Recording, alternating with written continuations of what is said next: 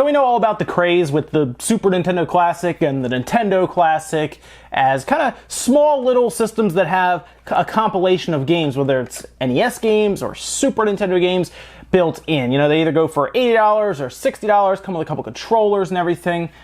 But maybe you've had a hard time finding these, right? Or maybe you don't like the selection of games, and rather than trying to track one of these down for what ends up being a much higher price in the aftermarket, maybe you want to just build one, because you can do that fairly easily. In fact, today we're going to take a look at how you can build one of these systems for yourself that can play far more games, and it's actually cheaper. So in order to do this, we're going to use a Raspberry Pi 3. There's the Raspberry Pi 3 Model B, and there's the B Plus that's out now, but mostly you just need a Raspberry Pi 3, and they're relatively cheap. And last time I took a look at one, a lot of people had a ton of questions about which power adapter do I get, memory cards, cases, everything. And I thought to myself, I'm going to do this, I'm going to find a starter kit, okay? And the idea of the starter kit is you buy the kit and you don't need anything else. Pretty much you can do everything to get the Raspberry Pi set up and running just with the kit. And I did that, so I found one online. It's ABOX. You're going to see kind of the link in the picture here and everything. I reached out to them. They sent this to me for doing this project because I wanted to get a Raspberry Pi 3 starter kit anyway for you guys, and they were kind enough to provide it for the project we're going to do here today. So the other two things I have here are technically optional, but one other thing you will need is a USB stick. And the idea of the USB stick is to put your game files, your ROM files, whatnot, on there, and that's how we'll transfer them over. Now, if you get a little further in it, you can also wirelessly send the games over and everything, but for this video, we're going to use a common USB stick. Most people have these laying around. USB 2 is fine, and it can range in sizes. Honestly, if you're just doing Nintendo, Super Nintendo, Genesis, that kind of stuff, you get away with like a 4 or even 8 gigabyte one. If you want to go a little higher, you want to get one like this is, for example, an 8 gigabyte, you go up to 16, 32. You know, you can keep going pretty far with it. Now, I have a couple optional pieces other than this. I wanted a case that would look really good under your TV, right? I also wanted to have a power button and a reset button, things that most systems would have, obviously. The Raspberry Pi does not technically have a power button straight up. You usually have to unplug it, or with this kit, it has actually a switch on the power brick. I wanted one that looked good. It looked like you could put it under your TV and it would function and look correctly. And I found one. There are actually two different ones. And again, all of this stuff I'll link to you guys, specifically this case definitely, down in the description if you'll check it out. This is actually a really cool looking case, which we're going to unbox, and I'm actually going to install the Raspberry Pi in there. I'm also going to show you guys the starter kit. I also just happened to pick up a pretty run-of-the-mill Hyperkin USB controller. This one's actually a Genesis controller. I wanted to originally make a Genesis classic since the AT Game ones was not very good looking. So I had this anyway, but really you can use any USB controller, an Xbox 360. I believe you can use Xbox One, PS3 controllers, or Super Nintendo, the 8-bit DOE. You can pretty much use anything that works with USB, and most Raspberry Pis now actually come with Bluetooth in there as well, so you can technically use Bluetooth controllers also. So let's get both of these unboxed, get this guy installed in here, and then go through the process, and I will actually show you, I got the monitor here set up, I'll show you guys some games and stuff playing on it. You can check out its performance. All right, so we're gonna start by taking apart the starter kit. This is, as you can see, the ABOX Raspberry Pi Model 3 starter kit. And when I say starter kit, I really mean starter kit. Like, you basically, if you don't want the optional case that I have, if you already have a controller and you already have a USB stick, this is all you need to do this entire project. This will cover you. It has everything. Has a little, I guess, startup guide. I don't really know. I guess that's just to get everything set up. It shows you where all of the inputs and everything. You can do a lot of stuff with a Raspberry Pi 3 outside of what we're doing today. It's a pretty cool device. I have, I think, 4. This would be my 5th one. I'm a big fan of the Raspberry Pi. I'll just say that. Here is, this should be the power brick, and it does come with a memory stick. So it does come with a micro SD card. This is a 32 gigabyte one from SanDisk. It's one of the SanDisk Ultras. So yes, it is a real card. I know we've been over that before where places sell fake ones. This is an actual SanDisk Ultra 32 gigabyte card, and that is included in there, which is great. We have an HDMI cable, so it comes with a new HDMI cable, although HDMI cables are fairly cheap now anyway, so it's not like that's expensive like it used to be back in the day. The full power brick. This is an interesting power brick, and I'm going to show you why. Sorry for the crumbling. It does have an alternating switch on it, so you can kind of hear it. That is so you can turn it on and off without having to unplug it from the Raspberry Pi, because, like I said, if you don't have a case that has a power switch, you have to actually unplug it. This actually just turns it on and off easily. So I guess if rather than have to unplug it, you can kind of just reach around and hit the button. And this is a 2.5 amp brick, so more than enough juice for the Raspberry Pi. There are a lot of times where people would buy a much weaker one, you know, like a 1 amp, and it wasn't good. Get a stronger one. This one comes with a 2.5 amp. Great. That is perfect. That's what we need. So further down, actually, in this box still, I almost jumped over to the next one. We have a couple other things. They even include, this was interesting to me when I saw this, they even include a, this is a little USB, or I guess SD card to USB. So you can put your SD card in there and plug it into USB. It's also to USB-C, which is interesting. But that way you can pretty much plug your card in, because you do have to write an image to the card from your computer and then pop it in the Raspberry Pi to get it going. So they at least include this too if you have no other way. Although I think most people probably have some way nowadays to pop that in. Otherwise, though, they have that there. Couple heat sinks, I think a Raspberry Pi badge as well. But the heat sinks the Raspberry Pi doesn't usually overheat horribly, but for what we'd be doing with games, it's a good idea probably to pop that on there. The case that I got, though, has a fan, which is pretty cool. But heat sinks are good nonetheless, easy to put on because the board is pretty bare, so no problems there. This is the case that they include for you. So they do give you a case. Like I said, I bought an optional one, but if you just want to buy this kit, it has a case here for you that you can use. You install, basically screw the board into this case. Everything should be inside of it, and you can kind of be off and running that way if you don't want to use the awesome looking case that I did get. So put that to the side, and then we get into the big thing here. Obviously, the Raspberry Pi Pi 3 Model B from Element 14, and this is the big thing. It's very bare bones, doesn't come with a lot, which is why I tell people get a starter kit so you don't have to guess or do anything crazy to make it work. I do like the packaging, by the way. It comes in like this nice little like manila envelope type packaging. Let's open that guy up, and this would be our circuit board, Raspberry Pi 3. When I say bare bones, guys, this is bare bones, seriously. I mean, look at it. It's just a circuit board, but it has everything we need. The Model 3 has a quad-core processor and everything, and it's more than strong enough to play Nintendo, Super Nintendo, Genesis. I believe it can also do N64 and PS1 okay. We're going to check all of that out, and you can also get an overclocking and everything, but definitely will play all of our 16-bit games without any issues. And then really, I guess you could even get into things like Neo Geo and stuff like that as well, because the program we're going to use supports a wide range of stuff. So we got this apart here. Now let's install it into our case. So this is our case right here. I got this on Amazon as well. Again, the link is down in the description if anyone wants to see it or check it out. It was prime shipped. It got to me in like 2 days, which was nice. But you can see kind of why I was a little interested in this casing. Now they do come with a bunch of instructions as well for installing it, which we'll probably need. Comes with its own screwdriver also, which was, I guess, good, and I think there's some screws in there too, which we'll need. So I was excited for this because it looks exactly, or at least close enough, I should say, to a Nintendo or Super Nintendo Classic. And check it out, it has USB ports on the front even. And these actually wire to the board inside through some headers and everything, and you can actually plug your controller in right through here, so you don't have to go around the side or the back or anything. And the power and reset are tactile, and they plug in and they work. Around the back you can see there are spots here for the HDMI, the power, and you got the headphone jack there. And then on the side here, got a spot for the LAN adapter and then the other USB ports. So we got a bunch there. We're going to open this guy up. There's a couple screws around the outside, pretty straightforward. Inside you can see the fan here. It's already plugged in on this guy, so it'll already go ahead and just get power from the headers we're going to plug in. And then we have our USB extenders here. This will take up, it looks like, the USB ports. Just going to plug in and extend them out, but those are USB ports you would probably be using for your controllers anyway, so it's really not a big deal. Technically you could plug anything you want into the front and it'll act just like the side ones. So let's install now our Raspberry Pi. Now as you're screwing them in, you want to make sure you at least get the USB ports in to the back beforehand. Just make sure they're lined up, and you kind of wriggle it around and it will pop in after a bit of a fight. I will say that these do fight you a bit. So that's in, and then we're going to want to also, of course, plug in. Yep. We also want to plug in our headers here. We're going to screw this guy in, finish screwing it in while we're holding that up. This is the main chip you want to have a heatsink on. Now, this is the big one right here, obviously. So let me drop that on there, and then I'll put one also on the back chip. So we're going to put the bigger one on this guy, then the smaller one they give you there. They're going to give you, remember the starter kit came with a blue one and like a kind of one that's like a copper color. And they have self-adhesive stickers on the bottom. And that's basically all you need for now. We have that fan to help out as well, but for the most part, this is a very large one for the back, by the way. It's a big heatsink, cool. So this should help at least keep it mostly cool. We're not going crazy. People water cool these things.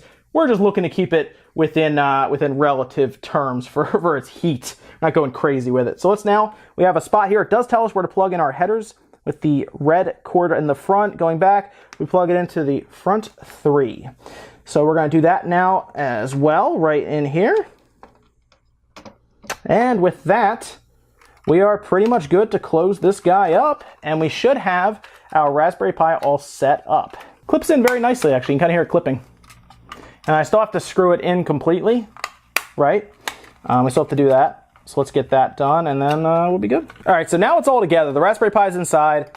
Buttons all pressed. We have this little door here that opens up because there's 2 more USB ports, the LAN NIC adapter, and then we do have HDMI, the 3.5mm out, and then the power. And then on the side we have our SD card. It's very clean looking at this point, right? It looks really good. It's something to put under it. And people like to say that the Super Nintendo Classic is very small along with the Nintendo Classic. Check this out. This is our Raspberry Pi, right? The one we just put together. This is the Super Nintendo Classic. Looks a lot larger now, doesn't it, next to this guy? Yeah, so this is a very, very small, very discrete system, but it technically has a lot more potential than something like the Super Nintendo Classic does, or even the Nintendo Classic. Here is, if you want to take a look at what the Nintendo Classic looks like compared to it, here is obviously our Raspberry Pi, and then here is the Nintendo Classic. So it's a little closer, I would say. I mean, the Nintendo Classic is even a little bigger than or a little smaller than the Super Nintendo Classic, but there you go. It's much smaller than all 3 of them, as you can see. It's much smaller, which is great. It's just another benefit of the Raspberry Pi. It's just a much smaller system for that. So for the next part, you need to go and you need to get an image called RetroPie for the Raspberry Pi 3. I left a link in the description below. It walks you through how to flash that image depending on your operating system, because you could be on, obviously, the OS X for Mac, you could be on Linux, most people probably on Windows, and you'd use Win32 Flasher. Basically, you remember that SD card I showed you and then that USB stick? You actually plug it into your computer, and then you just point the image after unzipping to that SD card. It'll flash it, then you come back, you pop it into the Raspberry Pi 3, turn it on, it'll go through a bunch of stuff, and then you will land here, the Raspberry Pi screen, and we will want to obviously do configuration and a bunch of other things. So what we want to do is we want to add ROMs to that USB stick. So that's what we're going to do first. So now that you're done configuring your controller and everything, you're going to land on a screen like this. It's going to say RetroPie. It won't have any systems or anything. It'll just be that RetroPie logo there. And this is where that USB stick comes into play. You want to take that over to your computer, plug in that 4 gig, 8 gig, 32 gig, whatever you have, format to FAT32, and then make a folder on the root that's just called RetroPie. That's where all of your ROM files are going to go into, but we need the Raspberry Pi, the RetroPie, to actually create those folders. So once you have all of that done with the folder on the root, do nothing else, unplug it, bring it over to your Raspberry Pi with this on at the menu, plug it in. If it has an activity light, it's going to flash for, I would say, 10 to 15 seconds, and then it'll stop. Then you're good to unplug it, take it back to your computer, and you're going to find that it just populated the RetroPie folder inside with a ton of system folders for systems you probably recognize. The Game Boy, the N64, the Super Nintendo, all of those will be in there, and that's where you put your unzipped ROM files. You just drop them in, you then bring the USB stick back over, refresh it by restarting it, and you're good. All of your ROM files will show up as systems. So now with all of that done, you'll have all of your systems populating and everything, and you're ready to play. So let's check out a couple of games here. I loaded up a Super Nintendo game, a Game Boy Advance game, even a Nintendo 64 game, just see how it all plays. So I guess we'll start with none other than the Super Nintendo because, you know, I'm using a Genesis controller, so why not, I guess. Mega Man X, one of the classics, right? So here we go, it's gonna launch, we can configure and everything, and it'll tell us right there that, yeah, all the errors and stuff are logged for us. So here we go, we're gonna play some Mega Man X on the Super Nintendo with the RetroPie. Emulation's good. The RetroPie 3 is, well, the Raspberry Pi 3 is overly powerful for Super Nintendo, Nintendo Genesis. It'll do all that, no sweat. That's not even an issue, really, for it, to be honest. It plays right through it. So we're gonna actually go in here. Let me start through that, start, and then we'll game start, and I'll play some of the opening for you, and you can see all of that. It looks good on the screen. There's a lot of filter settings you can play around with. Response time is pretty good. Let's see. Okay, so I'm using the Genesis controller, so you can imagine how it feels playing Mega Man X with a Genesis controller. It's not the best, but it is a 6-button controller at least. So you can see it does play well, and this will work pretty well for pretty much any Super Nintendo game that has pretty good emulation, which is almost, I think, all of them. Even Star Fox, I think, has been pretty much conquered at this point. So you can pretty much play everything. I know a lot of people will use this for RPGs that didn't come over. It'll support all of that too. Basically anything you can play on your computer, you can play right here through HDMI with sound and everything, and it's pretty good for emulation. We're now jumping out of there, and we're going to jump into a Mega Drive game as they showed, or a Sega Genesis game. Of course, Sonic. Can't go wrong with Sonic, right? So we're going to jump in with Sonic now. That'll give us an idea of how it looks when it's obviously going pretty quick and everything. I'm going to roll through level, Green Hill Zone, why not? And again, just take an eye and see how everything looks for you, because this is pretty much what you'll see mostly on your LCD and everything, and it's a good looking. The emulation on the Raspberry Pi 3 is good for these games. The 64 one's a little iffier, which we will check out as well. It's not perfect, but it's good enough, I think, for a lot of people, especially if you're comparing it to something like the Super Nintendo Classic or Nintendo Classic or the AT Games Genesis. This is it. There's so much flexibility with it, and we're just going to keep going through here. And there's the first one. The back out's pretty simple. I have it set to 2 different button keys, so I press them. It just kicks me right back out like that. So let's go back again, and we will now check out a Game Boy Advance game. I did load Pokemon on here because obviously a lot of people enjoy Pokemon. Fire Red, actually, we'll load that right up. Again, I guess I should be saying that you shouldn't be playing the games that you don't own. All the ones I put on here I specifically do own, just so there wouldn't be an issue. So here we are now with a Game Boy Advanced game in Pokemon Fire Red. I'm going to jump through here. And the amount of games that this supports, if you've done this, maybe you've seen it on, like when you open the folder and you take a look down, tons of systems. Probably the Vectrix is enabled here. And what's cool is it can connect to the internet, and I believe it can pull all sorts of stuff, whether it's, I think it can pull like cover art and everything. It's pretty cool. So this is something that's kind of tough. I should have at least done a save file or something beforehand, but we're just going to check this out on here. It looks good on my monitor. It looks fair. Of course, if you start really blowing these up, you can obviously stretch the image pretty big, and it starts to look pretty pixelated. But what can you do? This was designed for a like a 3.5-inch screen or something. So yeah, that's fine. We're just going to get through that. It does support save state and everything, from what I remember. Let me get through here, and then we'll kind of walk around so you can see how the frame rate looks there. It looks good, as you can imagine. This is probably the worst part of Pokemon, is getting through the beginning. You just end up pressing A over and over and over again. I don't think I'd use a Genesis controller for these kind of things. The 360 controller is awesome for this, or a Super Nintendo SNES Do or 8-bit Do. So this is a good version of Pokemon, obviously, on here. You could save. Or you can just use save state, obviously. It'll work fine. All of the ROM hacks, because there's a million Pokemon ROM hacks you can play on here as well. It's just overall a good thing. Now let's jump into that N64 game, because that's where things could fall apart for me. One, I'm using a Genesis controller, which is probably not the best for that, but we'll take a shot. You can also get, of course, USB N64 controllers that would probably work better. So here we go, Banjo-Kazooie. Here's hoping this works all right. N64 games work okay sometimes on here. All right, here we go. So this is Banjo-Kazooie, the first one. I don't remember playing a lot of N64 games on my Raspberry Pi at all. I have 2 of them set up, and I don't really play a lot of N64 games. I usually save them for this, Super Nintendo games, Nintendo games. They work really well. I think I played all the way through, I think it was Star Ocean. I think I played all the way through Star Ocean on it, and it was fine. So, right off the bat, I'm going to be honest, it's the frame rate it's struggling a little bit. But, I mean, the frame rate was pretty bad in the original one anyway, so I guess I shouldn't say too much. I don't think I have the stick set up well. Oh, okay, I guess it'll work at least. It'll work a bit, you know. Let me see, can I, oh yeah, there we go, okay, cool, I'm in. Of course, it has like the cutscene and everything in the beginning, so it's going to be a little bit for me to get the gameplay. But it does have a frame counter there, 19 frames, 21 frames, around 20 frames per second. I don't know how playable it is. You can overclock the Raspberry Pi 3. That might help the situation. And it has a fan in there, so if you want to do that, you should be able to. And there are a lot of speed hacks and stuff people use to try to fix some of these ROMs. So that's kind of a thing you can kind of delve into if you want. But I do know it plays PS1 games actually fairly well, which is good. It's just the N64 was a weird system to emulate.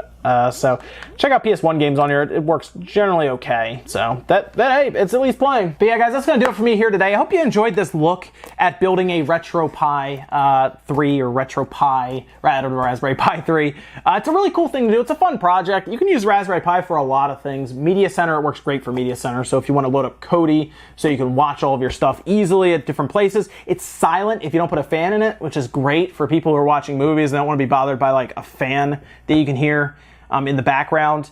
And it's overall, it's just a cool device. This is just one of the many things you can do with it. And honestly, it makes an awesome way to play some of these retro games through HDMI, and it generally plays pretty well. Again, the N64 is kind of iffy, but a lot of the other stuff runs great. I think it has even Scum VM, I think, is on there. And seriously, some crazy systems are on there. The Amiga, I think, supported.